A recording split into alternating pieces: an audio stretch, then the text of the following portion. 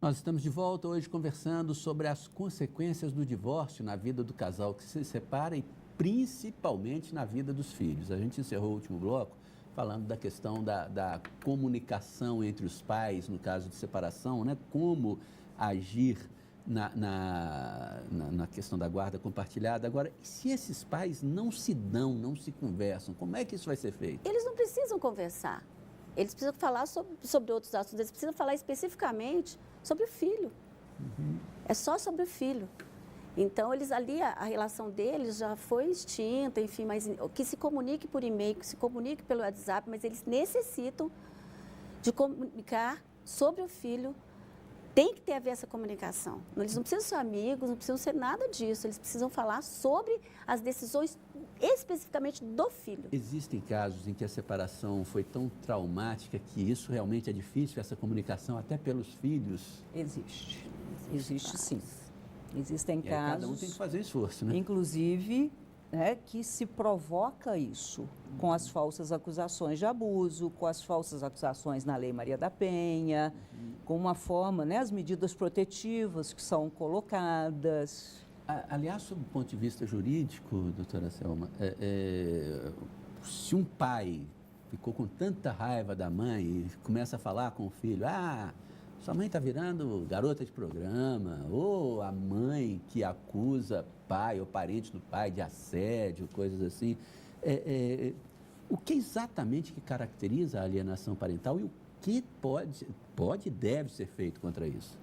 A alienação parental, ela é uma forma de você agir desqualificando. E, na verdade, tem um rol na lei, né? De várias maneiras, fazendo campanha difamatória contra aquele guardião, ou seja, ou o pai ou a mãe. Então, você vai desqualificando o filho, isso é um exemplo. Você muda de cidade para que o filho não tenha acesso ao pai ou à mãe.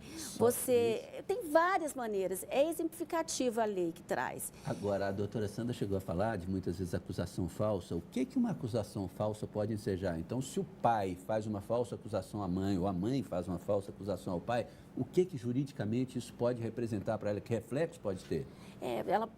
Lá, quando eu fui delegada durante 10 anos da Delegacia de Proteção à Criança, o que a gente percebia é que tinha inúmeros registros de abuso sexual que não tinha sentido, que não tinha nenhum indício de que eu consigo investigar, que está claro. Não, é com a própria fala da criança, que tem uma escuta maravilhosa. A delegacia faz um trabalho bem bacana lá e continua desenvolvendo um trabalho maravilhoso. E isso é muito importante perceber que às vezes usa o Estado. Então eu vou fazer prova aqui na Delegacia de Proteção à Criança, na Delegacia da Mulher, vou registrar e vou juntar lá no processo para eu conseguir a guarda unilateral ou eu prejudicá-lo. Mas eu não estou falando. Pode ter um efeito, porque a alienação parental, ela não é crime, mas a acusação falsa é crime. Essa pessoa pode... acusação falsa é crime. E a alienação parental, ela tem sanções, eu diria assim, previstas na legislação. Então, ela é colocada de forma incidental em um processo que você tem e o Ministério Público, o juiz vai analisar, além do rol daqueles que vêm na lei, que é esses que eu estou me referindo, é uma campanha contra o pai, desqualificando sempre o pai ou a mãe. Aqui são os guardiões, de jeito nenhum, não tem nenhuma questão. E o juiz detectando isso e sendo arguído numa incidental, no processo em vara de família, ele vai aplicar as sanções, que é o quê? Multa, entendeu? Ele pode até perder o alienante, pode até perder o poder familiar, em tese, né? Reversão de guarda. Reversão de guarda. Aí é outra história. Eu já ia perguntar para a senhora, qual o reflexo na vida da criança da alienação parental?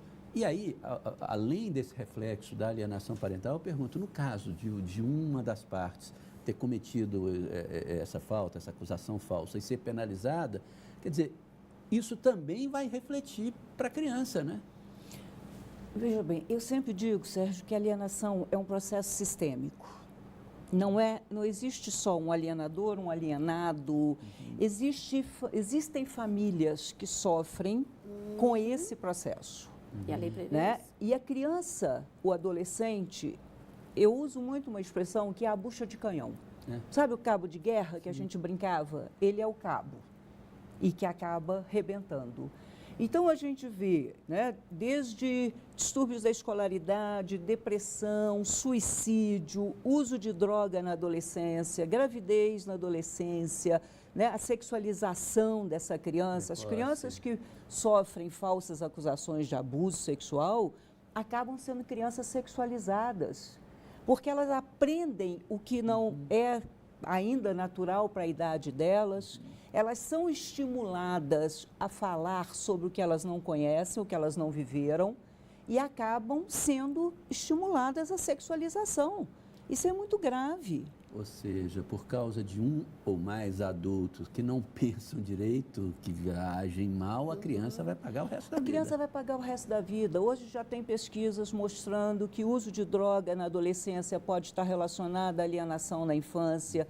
O suicídio é real. Eu já perdi pacientes que suicidaram vítimas de alienação parental, porque a gente tem graus de alienação, né? Exatamente. A gente tem a leve, o médio e o grave. A alienação grave é muito difícil de você resgatar esse sujeito, de você resgatar essa criança.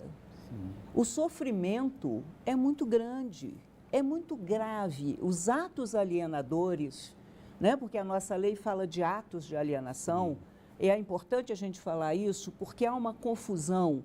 Às vezes as pessoas dizem assim, a criança não está alienada, ela gosta do pai ou gosta da mãe. Eu brinco, né, que o alienador já está tão adiantado que ele hoje mudou a regra, mudou a técnica. A gente pensa sempre em coisa maior, coisa grande, né? Como eu estava dizendo agora há pouco, o pai fala que a mãe é isso, a mãe fala que o pai ou a família são aquilo e tudo, mas o simples fato da criança estar com o pai falar, sua mãe é chata, ou a mãe falar, o seu pai é muito chato e tudo, isso não deixa de ser alienação. A gente diz que a alienação existe na vigência do casamento. É isso que você falou. Né?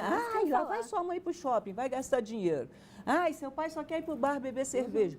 Isso é alienação, sim. Só que na vigência do casamento, isso é tomado como natural. Tolerado. Né? O que a doutora Selma falou. Quando se separa, isso passa a ser um defeito.